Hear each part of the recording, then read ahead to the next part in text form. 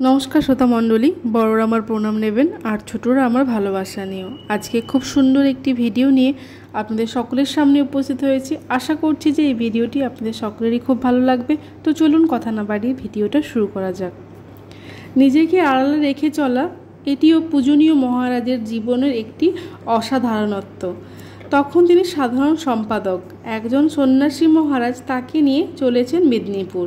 এই সন্ন্যাসী মহারাজ কলকাতার পুলিশ কমিশনারকে বলে দিয়েছিলেন যে যদি পূজনীয় মহারাজের জন্য একটি এসকর্ট গাড়ি পাওয়া যায় তাহলে একটু তাড়াতাড়ি যাওয়া যাবে।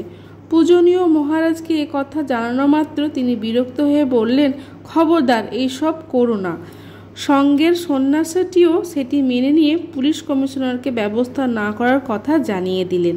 কিন্তু পুলিশ কমিশনার কোনো কারণে বিষয়টি সমস্ত অঞ্চলকে জানিয়ে দিতে ভুলে যান। ফলত দেখা যায় যেই মহারাজদের গাড়ি বম্বে রোডে পড়ল, সঙ্গে সঙ্গে পুলিশের এসকর্ট গাড়ি আগে আগে চলতে শুরু করলো। পূজনীয় মহারাজ খুব বিরক্ত হয়ে চুপ করে গেলেন। শেষে কোলাঘাটে গিয়ে তাদের নিবৃত্ত করা গেলে পূজনীয় মহারাজ আবার কথা বলা শুরু করলেন। সারদা পীঠে থাকাকালীন যেসব ক্যাসেট তথা গানের রেকর্ডিং বেরিয়েছিল তার জন্যে পূজনীয় মহারাজ খুব পরিশ্রম করতেন। রিহার্সাল এবং রেকর্ডিংয়ের সময় নিজে পুরোটা উপস্থিত থাকার চেষ্টা করতেন, কিন্তু কোথাও নিজের নাম লিখতে দেননি। কেবল সেক্রেটারি, রামকৃষ্ণ মিশন, সারদাপীঠ এইটুকুই লেখা থাকতো। তিনি যে শুধু গানের রেকর্ডিং করিয়েছিলেন বা তার প্রকাশনার ব্যবস্থা করে দিয়েছিলেন এইটি শেষ কথা নয়। গানের খুব ভালো সমাজদার ছিলেন তিনি। গান শুনতেন, যার গান গাইতেন তাদের ডেকে গানের আলোচনা করতেন। গানের রাগ রাগিনী সম্পর্কে তার ভালো জ্ঞান ছিল। একবার বহু রাগ সমন্বিত উচ্চাঙ্গ সঙ্গীতের একটি অসাধারণ রেকর্ড পূজনীয় মহারাজের কাছে কেউ দিয়ে যায়। তিনি নিজে সেটি শোনেন এবং খুব আনন্দ পান। শুধু তাই নয়, অনুরূপ এক সমজদার সাধুকে ডেকে সেটি শোনান, সেটি নিয়ে তার সঙ্গে আলোচনা করেন এবং একটি কপি করে সেটি ওই সাধুটিকে পাঠিয়ে দেন। একবার দুর্গাপুজোয় ব্রহ্মচারী প্রশিক্ষণ কেন্দ্রের এক ব্রহ্মচারী সকালে প্রতিদিন মঙ্গল আরতির পরে ধ্রুপদী সঙ্গীত মায়ের সামনে পরিবেশন করেছিলেন। পূজনীয় মহারাজ তখন সহ সংখ্যাধ্যক্ষ। বিজয়া দশমীর পরের দিন তিনি সেই ব্রহ্মচারীটিকে নিজের কাছে ডেকে পাঠান এবং একে একে বলে যান যে কোন দিন সে কোন রাগে গান গেয়েছে। পরে তাকে খুব উৎসাহিতও করেন। আর একবার ব্রহ্মচর্য ব্রতে দীক্ষিত নতুন ব্রহ্মচারীদের সঙ্গে কথাবার্তা বলার পর তাদের গান গাইতে বললেন। ব্রহ্মচারী মহারাজেরা গান ধরলেন। জয় জয় রামকৃষ্ণ হরি, ইমন কল্যাণ রাগে মারাঠি অভঙ্গ কীর্তনের মতো করে গান শুরু হলো। দেখতে দেখতে পূজনীয় মহারাজের মুখমণ্ডল পরিবর্তিত হতে লাগলো। সবাই অবাক হয়ে দেখল এক দিব্য আভায় ও আনন্দে পূজনীয় মহারাজের মুখমণ্ডল উদ্ভাসিত হয়ে উঠেছে। যখন তিনি সাধারণ সম্পাদক তখন অনেক সময় দেখা যেত যে সন্ধ্যারতির পর পূজনীয় মহারাজ পায়চারি করছেন, সঙ্গে কোনো সাধু বা ব্রহ্মচারী বা ভক্ত বা নেপালি দারোয়ানটি, একেবারে ইনফর্ম্যাল। ক্রিকেট খেলা খুব ভালোবাসতেন। বিশ্বকাপ ক্রিকেট নিজে বসে দেখতেন সকলের সঙ্গে, এমনকি তা নিয়েও আলোচনাতেও মেতে উঠতেন। তার সাধারণ সম্পাদক থাকাকালীন এক সন্ন্যাসী প্রধান কার্যালয় থেকে ব্রাজিল যাচ্ছেন, সেখানকার সদ্য অধিগৃহীত শাখা কেন্দ্রে। অন্যান্য সাধুদের সঙ্গে সেই সাধুকে ছাড়বার জন্যে তিনি নিজে এয়ারপোর্টে যান।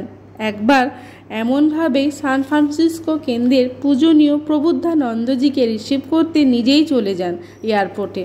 কোনো বয়স পদমর্যাদার ভার তাকে ক্লান্ত করেনি কখনো, অন্যদের থেকে দূরে সরিয়ে দেননি কখনো। সকলকে আপন করে নিতেন তিনি অনায়াসে। এই অনাড়ম্বর সরলতার বিরল এক ঐশ্বর্যে পূজনীয় শ্রীমৎ স্বামী গৌতমানন্দজি মহারাজ উল্লেখ করেছেন, Swami Sayanandaji Maharaj was a silent but tireless worker. He was very simple and humble by nature.